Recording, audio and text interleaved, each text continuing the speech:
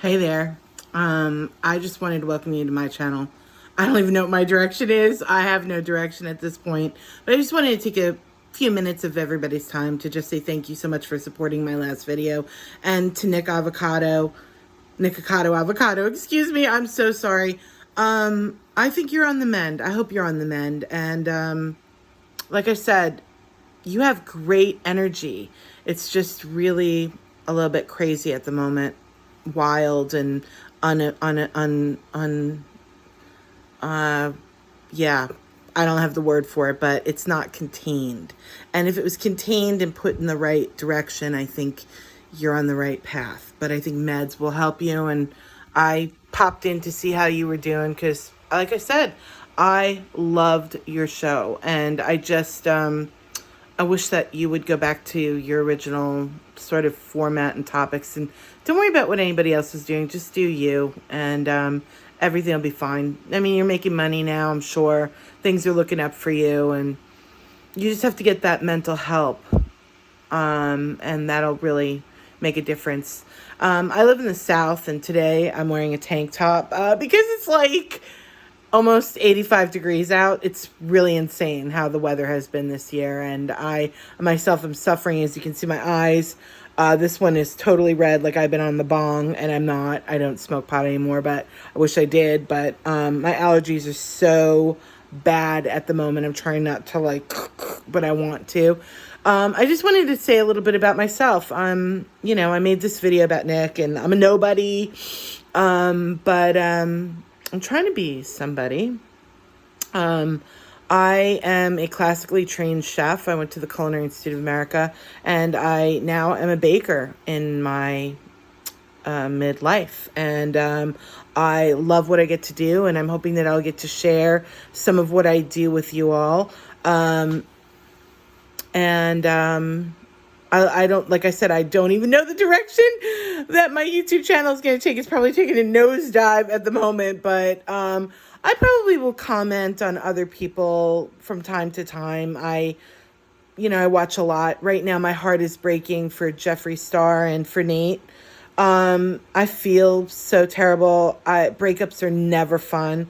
I went through a really, really bad one once where the guy I was seeing somebody else practically the whole entire time he was with me. And I don't know, how do you say you love somebody and then do those things? But I'm not saying that, I'm not insinuating in any way, shape, or form that's what went down with Jeffree and Nate. I don't know. I don't care to know. That's their private life. And I'm glad that they can maintain a friendship. I could not maintain a friendship with mine. I wouldn't care if he took a long walk off a short pier, still to this day. But life moves forward, and life will direct you in the right way. And I wanted to talk about something from my past, just in lieu of what happened with Jeffree. Just to let you know, there is light at the end of a tunnel sometimes when you least expect it. When I was 16, I was very lucky and fortunate to take a trip to Moscow, Russia. I'm from New York, born and raised, and I'm from Huntington, Long Island. And my school was the first school, along with another school out of Boston, or maybe there were two schools. I don't even remember.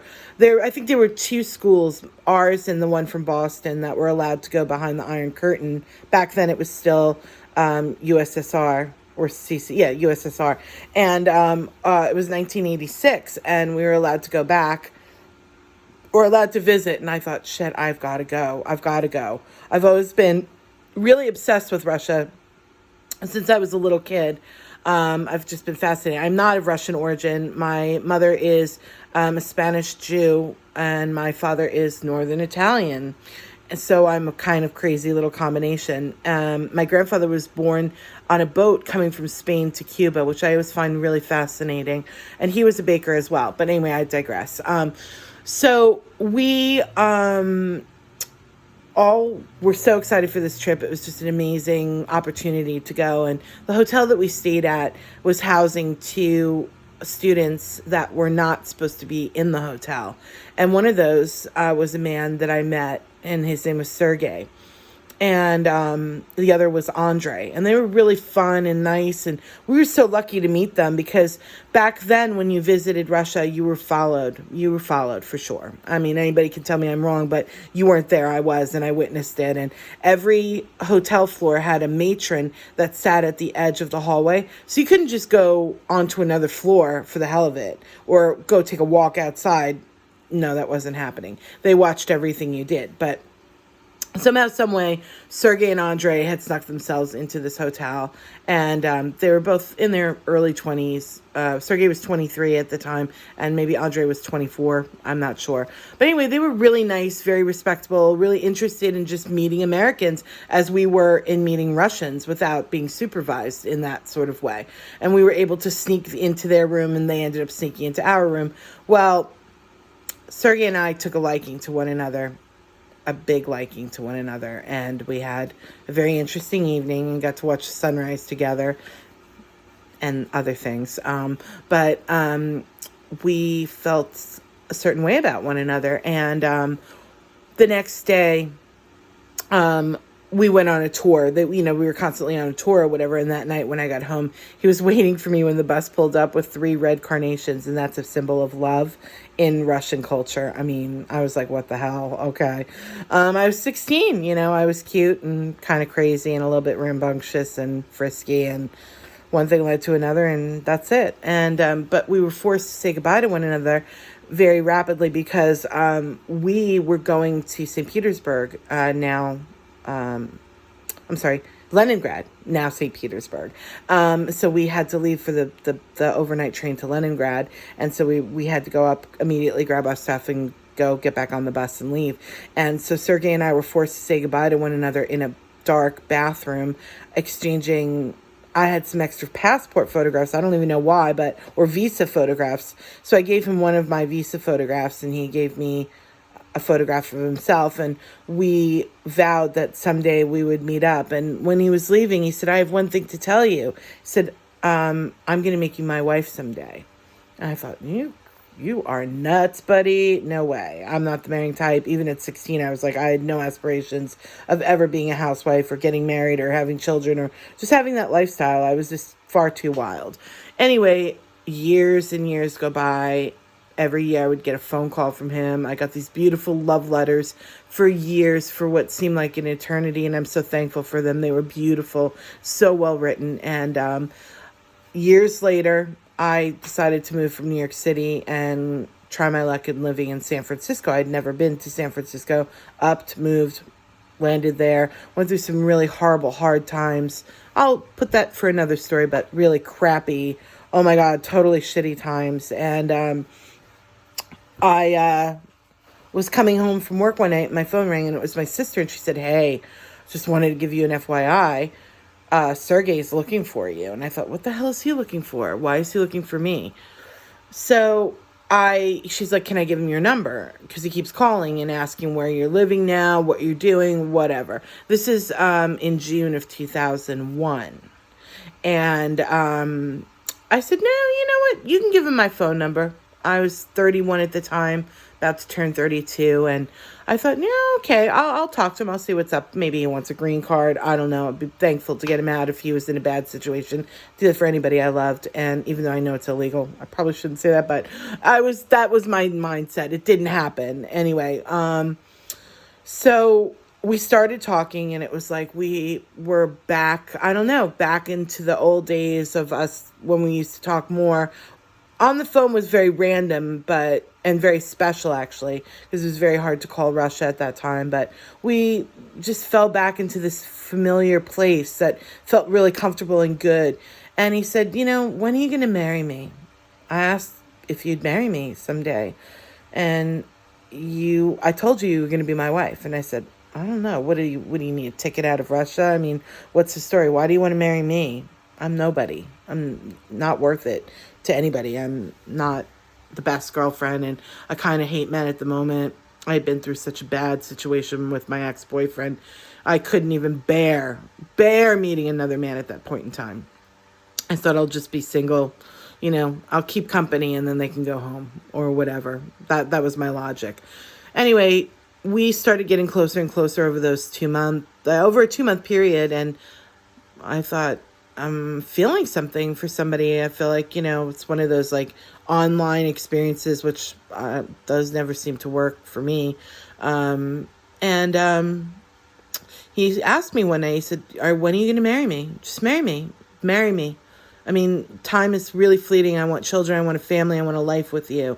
And I thought, okay, well, if I find a wedding dress, maybe I'll do it. I mean, we can always get divorced. Not a big deal. So I found a wedding gown. Everybody around me thought I was batshit crazy. And I bought a plane ticket to Moscow, got a visa, and right before I was about to leave, one morning, the phone rang very, very early in the morning. It must have been about 5:30, 6 o'clock in the morning. And I remember I fell asleep in my wedding dress because I felt like a princess. I felt like fairy. I really felt beautiful. And I felt magical. I can't explain it. Anyway, the phone rings and I picked it up and I thought, who the hell is calling me at this time? Yeah, everybody knows I'm on West Coast time.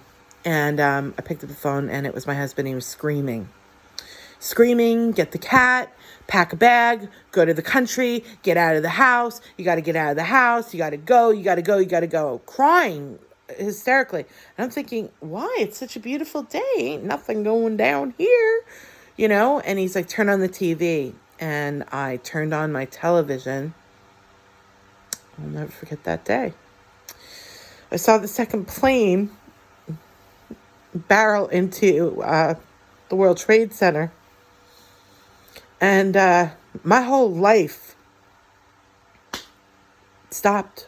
I fell to the floor and I wailed. And I immediately thought of people I had loved who were back there and could be in that vicinity. And I started to panic and flip out. And I just remember it was like, well, it was the worst day for the majority of Americans. It was the worst day for all of New York. And I immediately called my family member and I said, are you okay? I called my friend, are you okay? Is everything okay? No, it's not okay. Things are really not okay. And I thought, oh shit, I can't get married. There's no way. The airport's going to be closed. Everything's going to get shut down, which it did. It did get shut down.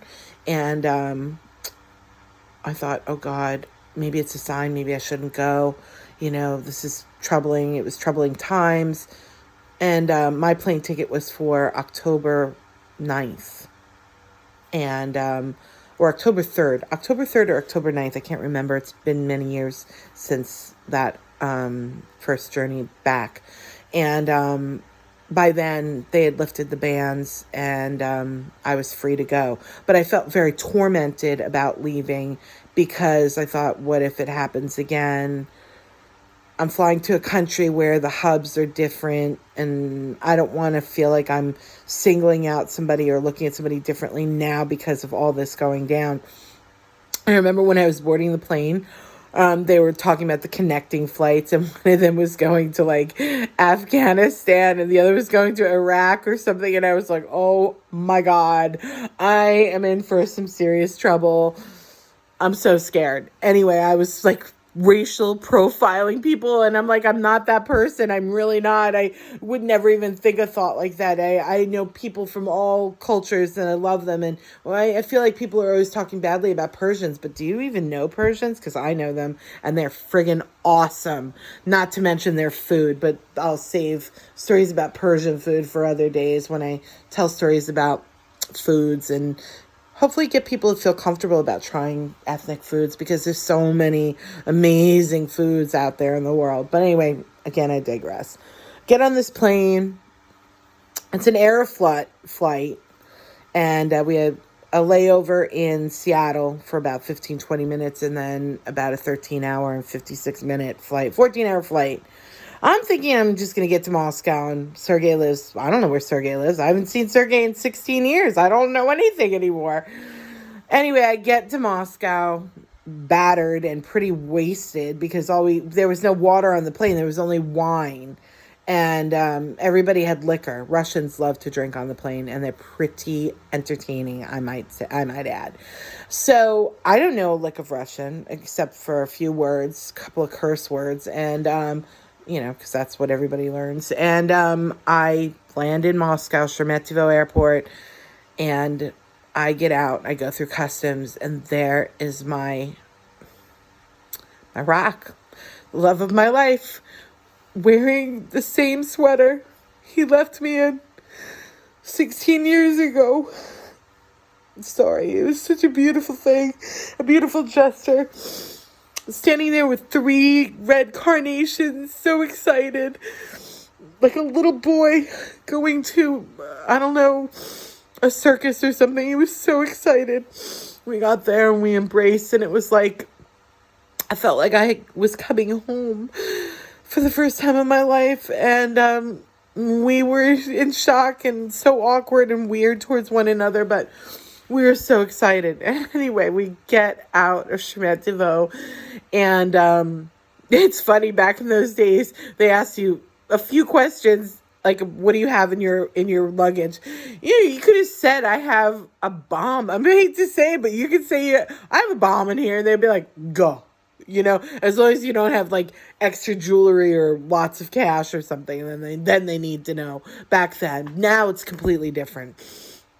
Anyway, we get out of the airport, and we start looking for a car to take us to the metro, which is very far. For some reason, Moscow's airport is like in the middle of nowhere. That airport, Sheremetyevo. I don't know about the other ones. I've never flown into the other ones. I've only flown into Sheremetyevo.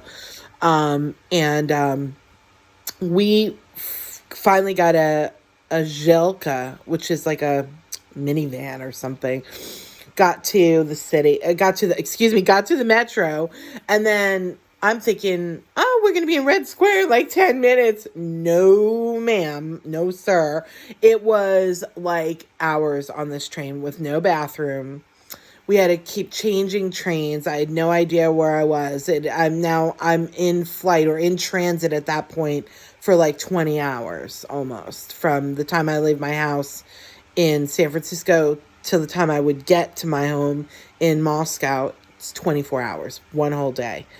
We finally get home, and I'm like in another world. And Sergey lives about 6 stops to the northeast of Red Square. We can actually walk to the city. It's a rather long walk, but we can walk it. We've walked very close to the city before, and it's very doable, but it's about a 15, 18-mile walk. But Russians, you all know when I say this, you're used to walking. And it was such a culture shock to be back in Moscow. Actually, back in Europe. It had been a while for me since I'd been back in Europe. Anyway, we ended up getting married 2 weeks later. We got married in a very old, beautiful church called Menshikov. It's in Chisty Prudy, which is in a beautiful part of Moscow. Actually, you can't go wrong in Moscow. It's all very beautiful. But we live in South Medvedkovo or Otradnya. We're like kind of in between both places. We live down a boulevard called Yasny Proyezd, and it's very lovely and quaint, and I miss it very much. I really do. I miss my life there. I ended up living there for a total, I went back and forth over the course of 2.5 years. So I spent a good 9 months there in total time, and it was thrilling. It was so eye-opening. It was очень красивая. What a beautiful city. Beautiful, beautiful city. The people are amazing. But just what a wacky thing to marry a person that you met for 24 hours and then marry them 16 years later. And I'm proud to say that we've been married for 18 years. We still have our home in Moscow. We're getting ready to go back on a trip in July, I think, we'll probably be there for a week, but we want to go somewhere else. I really want to go to Tbilisi and see Georgia, because I love Georgian food, and Armenia. I would love to go to Armenia, but I think my husband's never been to Paris, And I would love to show them around because it's one of my favorite cities. And then head out to the Loire Valley and then zip into London and fly home. We really are not used to spending such a short period of time in Moscow. Usually it's a minimum of a month. You need time to adjust. It's such a long trip and it's overwhelming. The city is overwhelming. It's so huge and so busy, so fabulous. I mean, everything is 24 hours a day. For all you people who have never left the continent and think New York is the city that never sleeps, go visit Moscow. Go visit Moscow. Not that I'm like trying to say that New York is not that either. I mean, I'm from there. I would never say it's not a beautiful, incredible, fun, exciting city. But Moscow, there's something about it. I don't know. There's an energy that's not New York, you know. Yeah, we've been married to 18 years and no children, though. We weren't blessed with those. That's the story I wanted to tell you.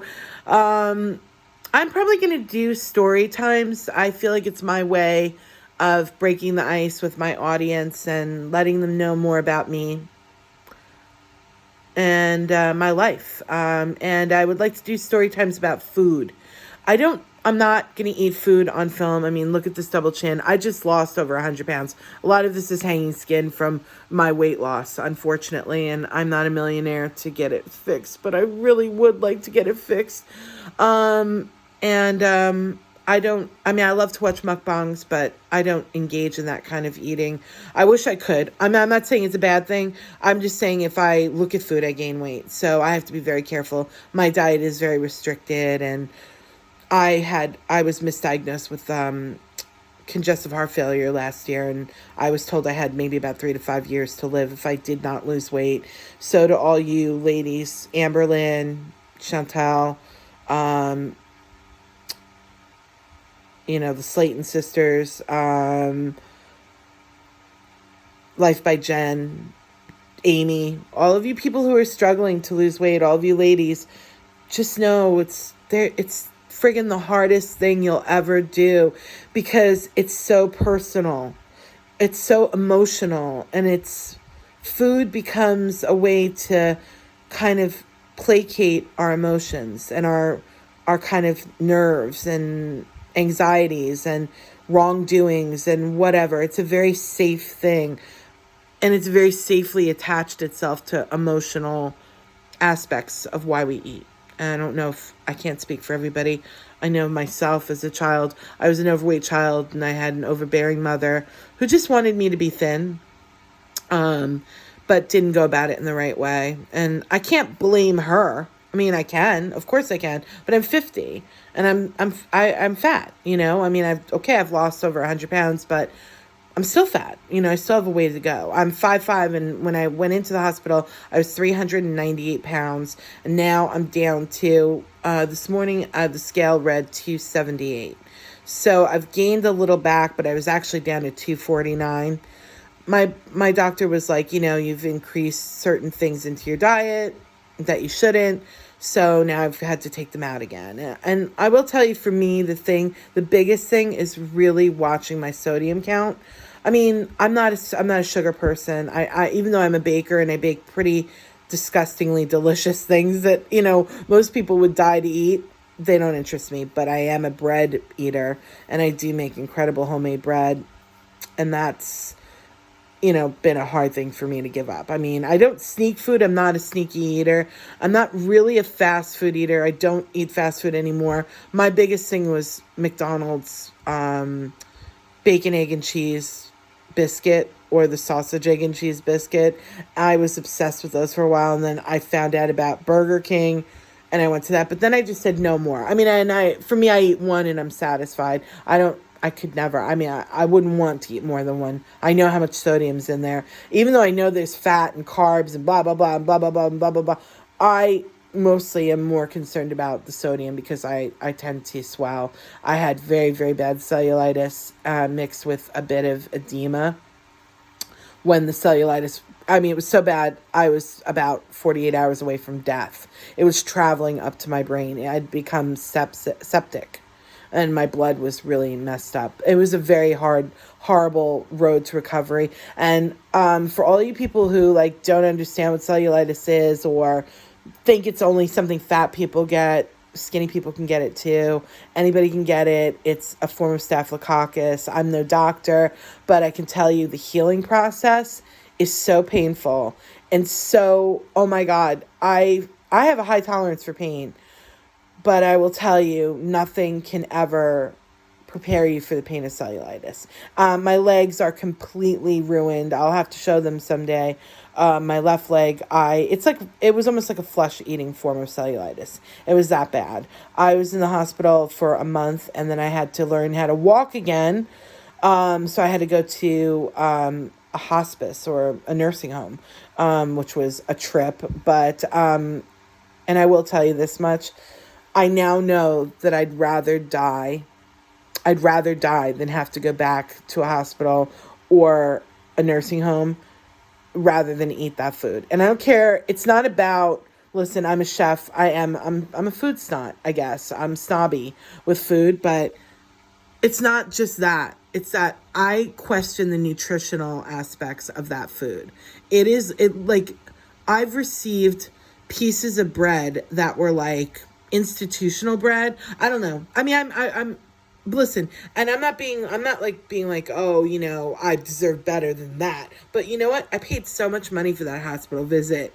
And believe me, I think anybody who's been in the hospital and had a hospital bill when they get home realize they could have gone on a trip around the world. They could have gone on a trip around the world, and I didn't even have surgery. I can't even imagine if I had had to have surgery, how much more that bill would have been. It's a very scary thing, and I am fortunate enough to have insurance. But never just assume that because people get cellulitis, it's only because they're fat. I mean, granted, it does go hand in hand.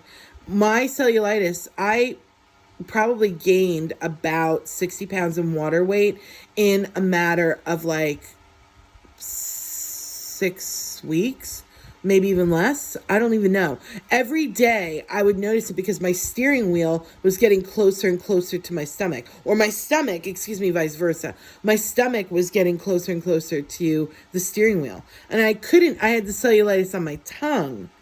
So I couldn't even eat food. So I was like, wait a second, I haven't had anything to eat all day, save for a bowl of cereal or a bowl of soup that I didn't even finish. I couldn't even eat my food. I had no taste. Everything tasted like metal. It was disgusting. But, you know, I filled up with the fluid, so it made it even worse. It made me even bigger. I mean, I was grandiose for sure. So I can only imagine how Amber feels. I don't know how tall Amber is. Chantal is probably my size or a little bit smaller. I mean, in height. So carrying around the weight that she's carrying around was the weight that I was carrying around. And I can imagine when she's saying how hard it is to walk. I needed a cane, and in my house I used a chair to shuffle around from room to room. I could not walk. Not only that, because the cellulitis was building up in my lungs, I was falling asleep. I would be on the toilet peeing, and I'd fall asleep and fall off the bowl. I hurt myself so many times. I had 2 car accidents. Really, one of them could have killed me and killed somebody else. And I was in denial about it. So if you ever think you have cellulitis, don't let it go as far as I did. I mean, I was an asshole, for sure. Anyway, this is my video. This is who I am. I hope that you'll subscribe and go on a ride with me. I'm not really into drama though. I mean, I'm definitely gonna have something to say if something bothers me, or I feel like I can lend some 2 cents into a situation, maybe because I'm 50 and I think I know it all. I don't know it all. And again, with Nick, not that you're ever going to watch this, Nick, but if you do, just know that it came from a place of positivity and not negativity. I see so much positive energy in you, but it's all chaotic right now. And the minute you can tap into a safety net to harness it in, it's going to work in your favor. It will definitely work in your favor. You're too smart of a person, and you're too like gifted not to be something, And as far as the other people concerned, I still like Stephanie. I can't help it.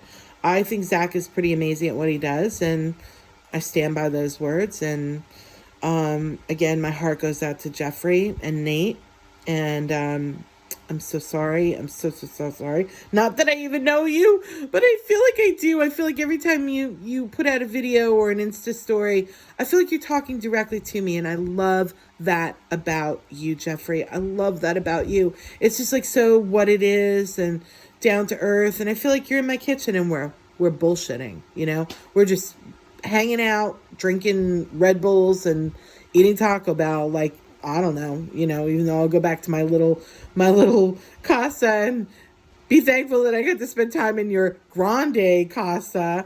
But I wish you continued success. You deserve it. And you'll heal. Nate will heal. Hopefully we can heal the earth, though. That's the next thing. Anyway, I'm sending you happy, healthy, beautiful thoughts. And I hope wherever you are, you're enjoying the day like we're having today in the South. I'm going to go for my walk, and then I'm back to bacon, making blueberry cinnamon muffins with blueberry balsamic vinegar. And I'm making apple walnut muffins with nutmeg, red apple balsamic vinegar, and toasted walnuts. Did I say that? Oh, and cinnamon. Anyway, all right, cheers. Ciao. And paka paka is what we say in Russian. I'm not Russian, but paka paka. That means bye. And I will see you for my next video. I think my next video will be a story time about food. I might devote it to French cuisine. I'm not sure yet. But stay tuned. There's more coming. Thanks. Bye. Have a great day. Late.